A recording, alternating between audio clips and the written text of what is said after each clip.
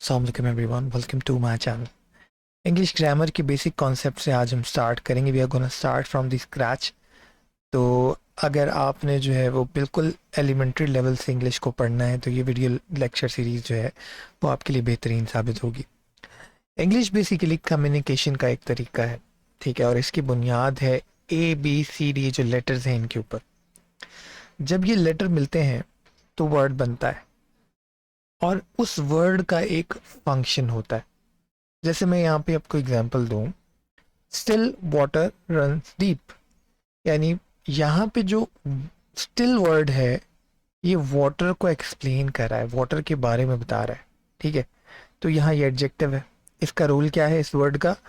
ये नाउन के बारे में बता रहा है और जो चीज़ नाउन के बारे में बताती है उसको हम एडजेक्टिव कहते हैं। अगर नीचे वाले सेंटेंस में आप देखो, he still lives in that house.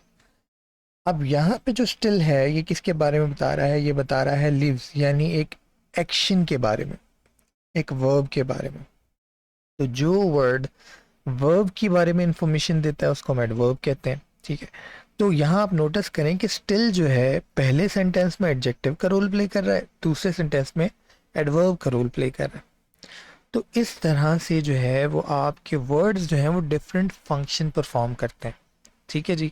अच्छा, अब वो फंक्शन क्या क्या हो सकते हैं वो मैं आपको बता देता हूँ।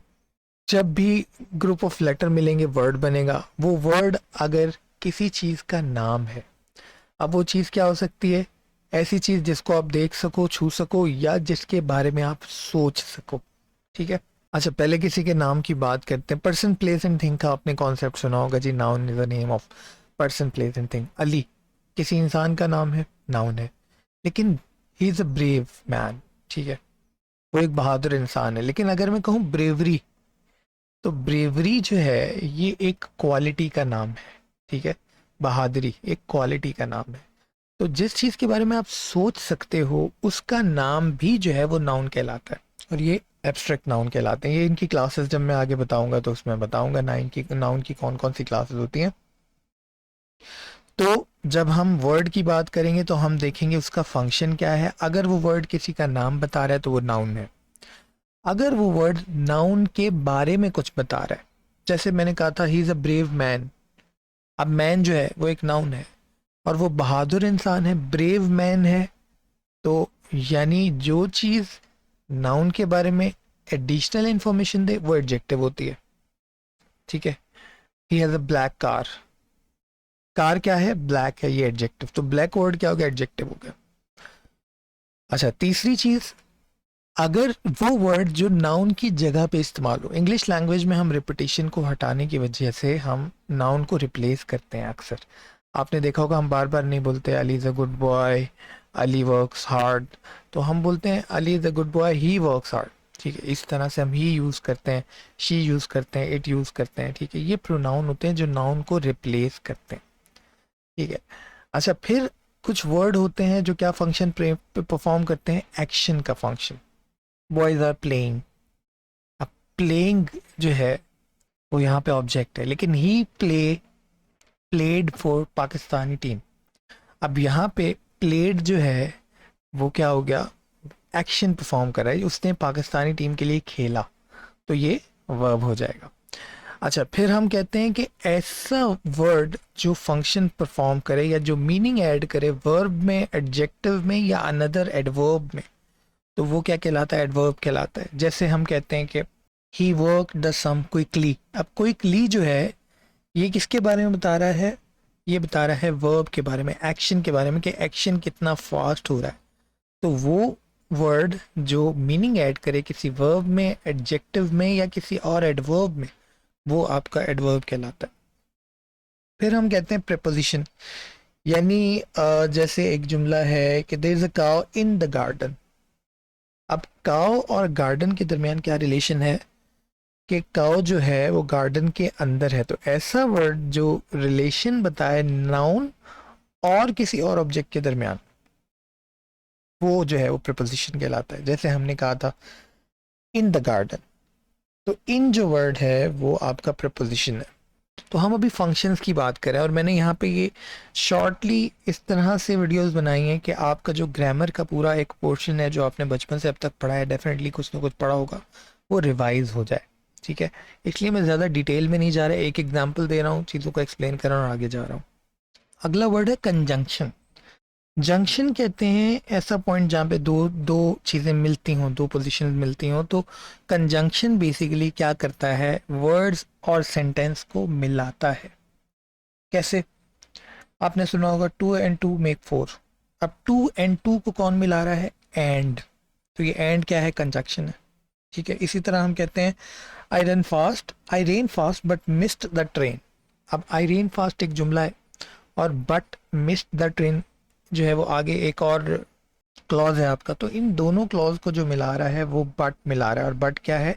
कंजंक्शन, यानी दो सेंटेंस को मिला रहा है। अच्छा, फिर कुछ वर्ड्स होते हैं जो आपके फीलिंग्स को एक्सप्रेस करते हैं, जैसे हम कहते हैं कि जी अलास शी इज़ डेड। ठीक है, इसी तरह हुर्रे हम कहते हैं। तो ये जो वर्ड्स होते हैं ये एक्सप्रेशन डालते हैं। ठीक है, hurray we have won the game.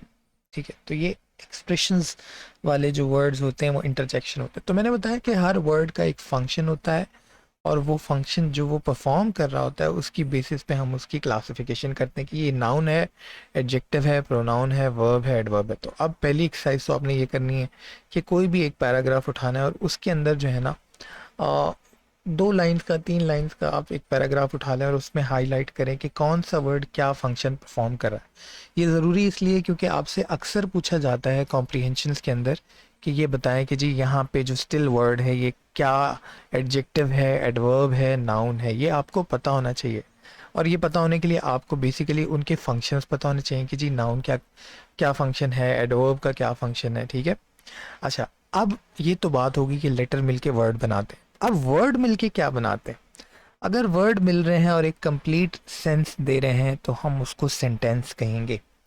Completeness का वर्ड अपने जहन में हमेशा रखिएगा, कंप्लीटनेस होगी तो सेंटेंस बनेगा। जैसे nature is the best physician.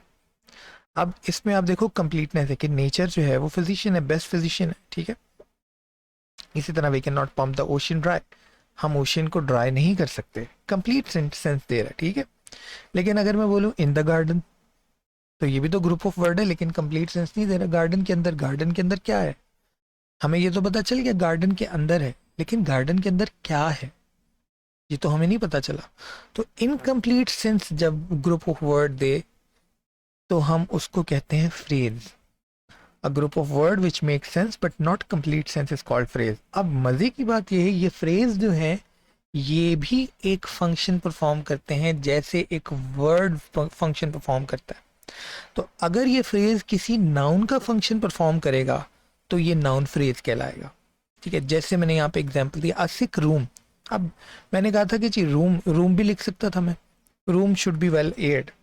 ठीक है, तो रूम जो है वो कमरा, एक कमरा नाम होता है, नाउन होता है, लेकिन मैंने क्या लिखा? अ सिक रूम, यानी एक कमरा।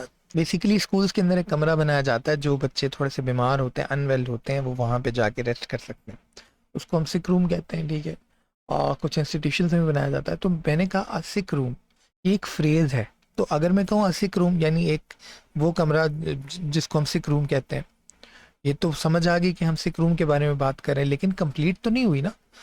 तो हम क्या कहते हैं कि जब group of word complete sense ना दे रहे हों तो वो फ्रेज कहलाते हैं। इसी तरह the early birds catch the worm. अब द अर्ली बर्ड्स जो हैं ये एक नाउन का काम कर रहे हैं।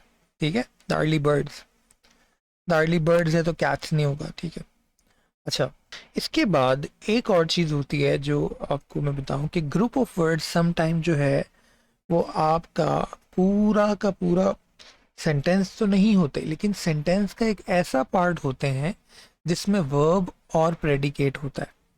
ठीक है, अब वर्ब और प्रेडिकेट मैं आपको बता चुका हूँ। वर्ब क्या होता है वो मैं आपको बताता हूँ। Verb sorry subject and predicate होता है। अब सब्जेक्ट क्या होता है? जिसके बारे में बात हो रही है। प्रेडिकेट क्या होता है? कि जिस क्या बात हो रही है। ठीक है, Ali is a good boy, Ali के बारे में बात हो रही है, अली इज़ अ सब्जेक्ट, और बाकी इसके साथ जो है वो वर्ब और जो पूरा एक स्ट्रक्चर है वो प्रेडिकेट है। ठीक है, तो अगर a group of word which forms a part of sentence contains a subject and a predicate it's called clause, यानी एक सेंटेंस का पार्ट होगा लेकिन उसमें सब्जेक्ट भी होगा और प्रेडिकेट भी होगा। जैसे देखो, अगर मैं कहूँ वाइल इट्स रेनिंग, ठीक है, अब वाइल इट्स रेनिंग जो है वो इटसेल्फ, इसमें वर्ब भी आ गया, प्रेडिकेट भी आ गया, ठीक है, लेकिन ये एक सेंटेंस का पार्ट है, तो हम कहते हैं ऐसे ग्रुप ऑफ वर्ड को क्लॉज। अच्छा, अब यही है, जो क्लॉज जिस चीज़ का फंक्शन परफॉर्म कर रहा होता है हम उसको उसी नाम से बुलाते हैं, adverbial clause, adjective clause, noun clause, ठीक है। ये सारी चीज़ें मैं आगे फर्दर एक्सप्लेन करूँगा। आज के लेक्चर को यहीं पे रोकते हैं। वीडियो पसंद आए तो लाइक एंड शेयर कीजिएगा और अपने कमेंट्स जो हैं वो ज़रूर दीजिएगा कि आपको फ़ायदेमंद लग रही है, इम्प्रूवमेंट कैसे कर सकते हैं, क्या इसमें मज़ीद बेहतर कर सकते हैं। मैं कोशिश करूँगा बहुत आहिस्ता आहिस्ता से लेक्चर अपलोड करूँ, छोटे छोटे से करूँ ताकि आप लोग इसको समझ सकें। Thank you so much. अल्लाह हाफ़िज़।